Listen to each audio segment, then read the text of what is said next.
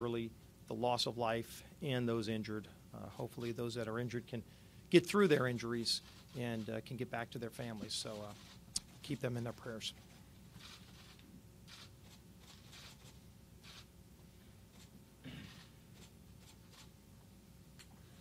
It was so uplifting to have Steve back. Many of you remember that day.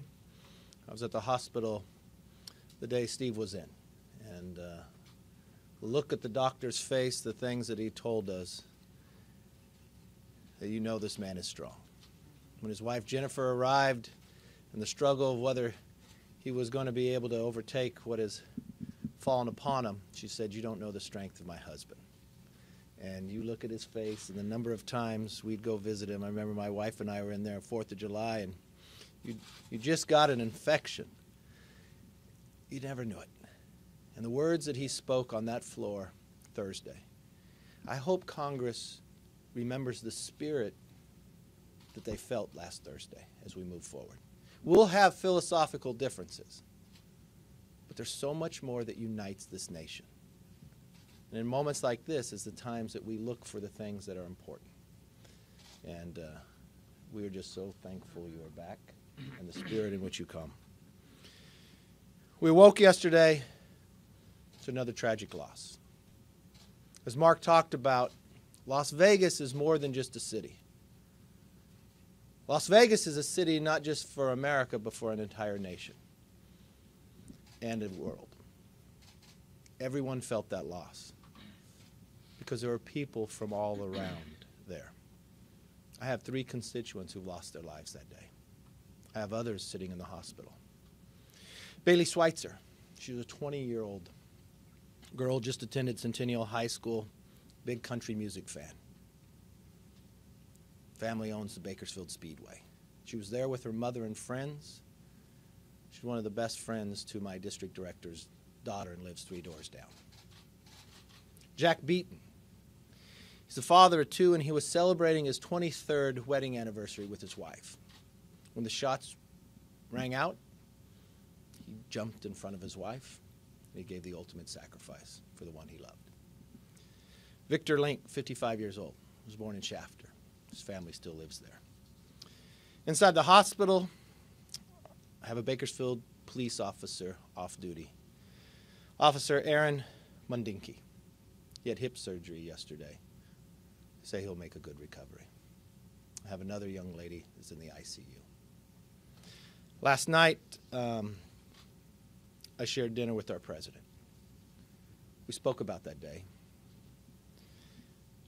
I told him I thought his comments, his moment of silence for the nation to help bring us together. Mark and I will travel with the president tomorrow to Las Vegas. I know in these horrific acts, these horrific crimes of these individuals, when they try to divide our nation, it's really a time that we have to heal. It's really a time that we find what divides us to put aside. I know what these families are going to go through, and we need to be there for them. We need to find that we are stronger, and we cannot allow this terror to win. I yield back.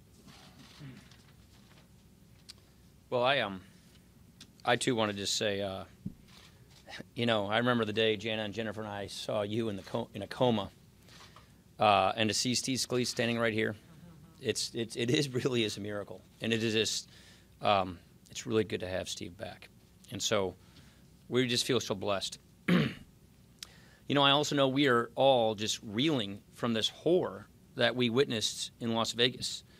As we speak, we have a lot of people in the hospital right now fighting for their lives. Parents are grieving for their children. This is just awful. We cannot let the actions of a single person define us as a country. It's not who we are. Instead, what truly defines us are the acts of heroism we witness after the tragedy. Kevin just told you about the man who shielded his wife.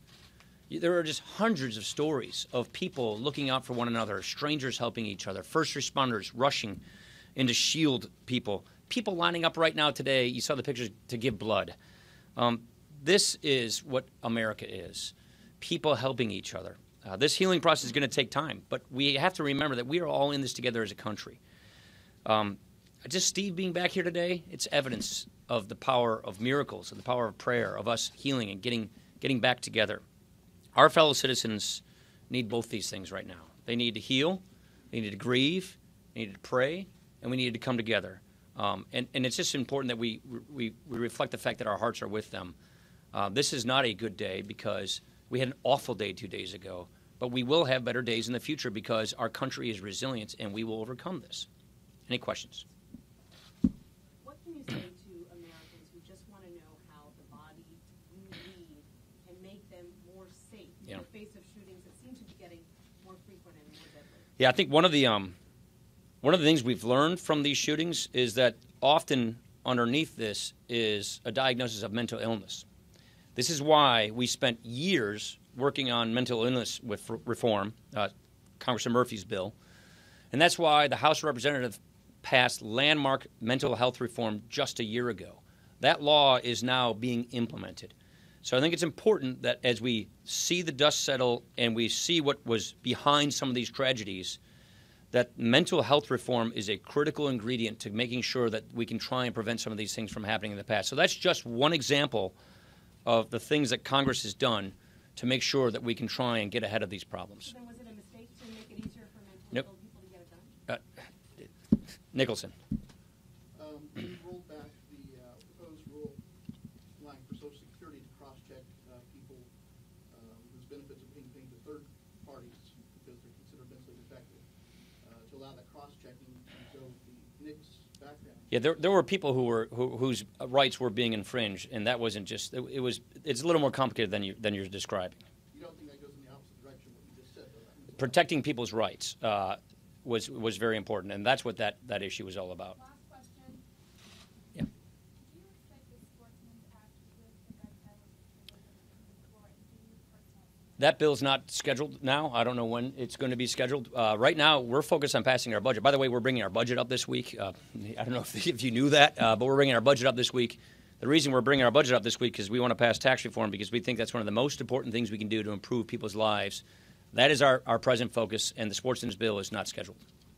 Thank you.